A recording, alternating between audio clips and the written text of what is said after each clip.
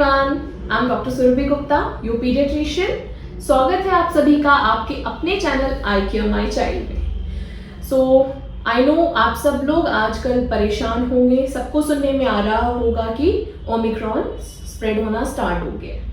तो कुछ जानकारी हमारे प्यारे बच्चों के हिसाब से आप लोगों को भी जो इन्फॉर्मेशन चाहिए वो इस वीडियो में ज़रूर मिलेगी। तो वीडियो को एंड तक ज़रूर देखिए सो दैट कि आपको पूरी इन्फॉर्मेशन मिल सके।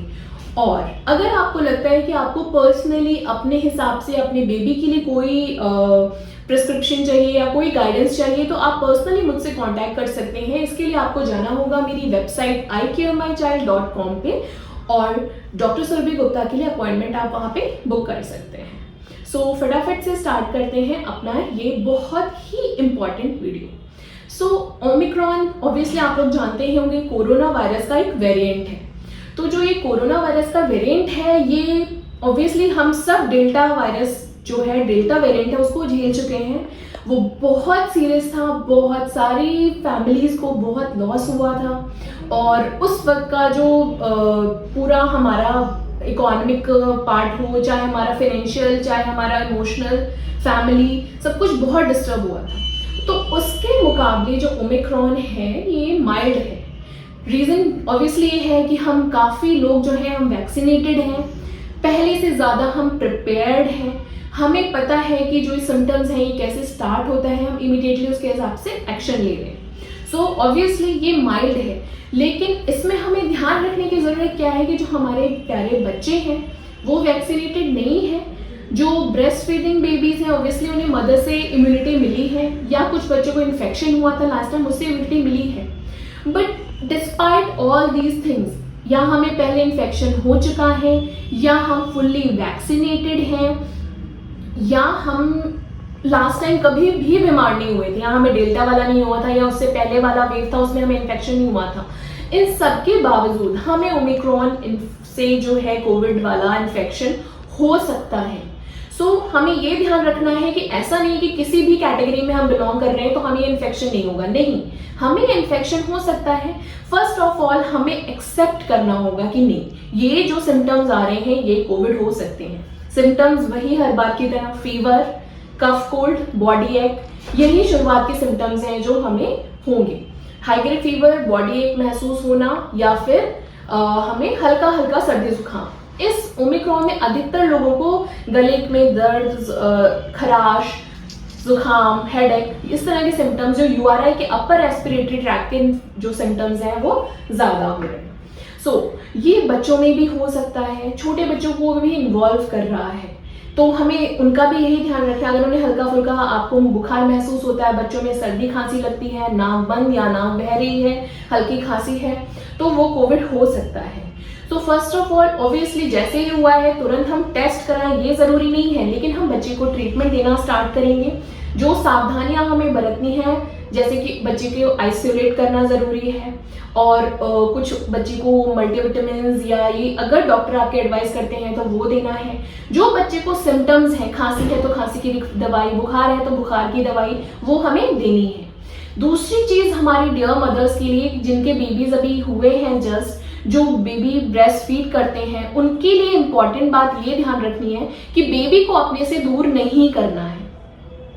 ऐसा कोई भी गाइडलाइंस नहीं कह रही है कि जो ब्रेस्ट फेड मदर्स हैं वो बच्चे को अपने से दूर कर दें, नहीं। अगर आपको सिम्टम्स हैं तो भी बेबी को आपको अपने पास ही रखना है, जितना हो सके अपना फीड कराना है। आप मास्क वेयर कर सकते हैं कि आपका जो स्प्यूटम ये सलाइवा से जो ड्रॉपलेट इन्फेक्शन होता है वो ना हो, लेकिन आपको फीड जरूर कराना है। उससे बेबी को एंटीबॉडीज ही मिलेंगी तो वो बेबी को स्ट्रॉन्ग बनाएंगी।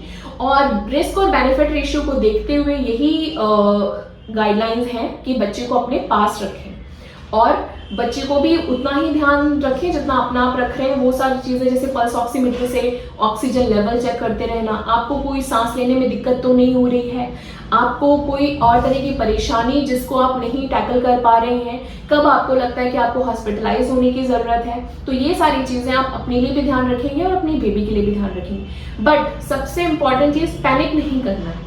पैनिक करने से जैसे जैसे हमारे बच्चों की सिचुएशन थोड़ी सी, जैसे बच्चे को फीवर हुआ, हर सर्दी जुकाम, हम पैनिक कर जाते हैं, ओ माय गॉड अब क्या हो। तो पैनिक नहीं करना है। अननेसेसरी गूगल पे गलत गलत चीजें कि ये दवाई नहीं लेनी चाहिए, या ये दवाई लेनी चाहिए, या ये करना चाहिए, ये नहीं करना चाहिए, गलत गलत जो एडवाइसेस गूगल पे बहुत मल्टीपल एडवाइसेस आपको मिल जाएंगी, तो उन सबको फॉलो करने की जरूरत नहीं है। प्लीज जो भी आपके नियर एंड डियर जो डॉक्टर्स को आप फेथ करते हैं, जिनकी ओपिनियन आप मानते हैं, उनसे एडवाइस लीजिए।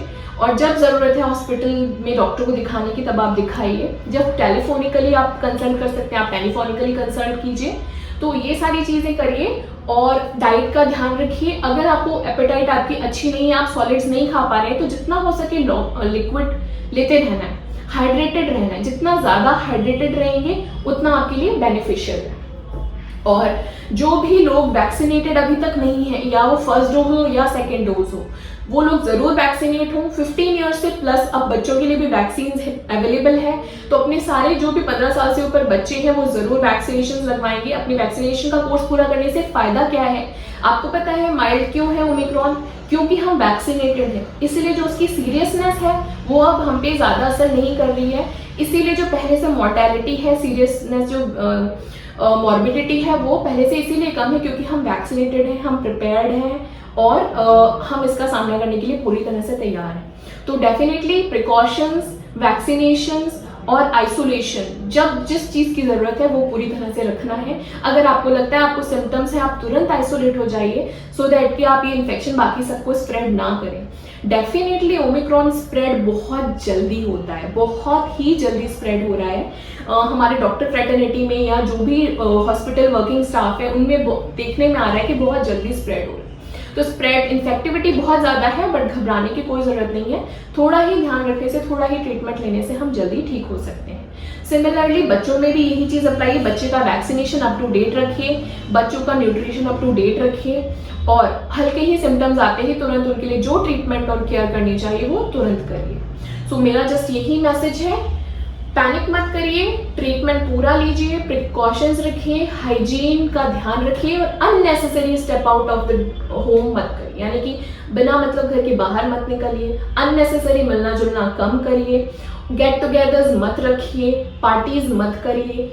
स्टे होम स्टे सेफ का जो हमारा टैगलाइन है उसको फॉलो करिए। सो आज के लिए इतना ही। आपको फिर भी पर्सनल कोई मुझसे जानकारी चाहिए तो आप वेबसाइट पर मुझसे अपॉइंटमेंट बुक करके वो ले सकते हैं। आज के लिए इतना ही। Thank you very much.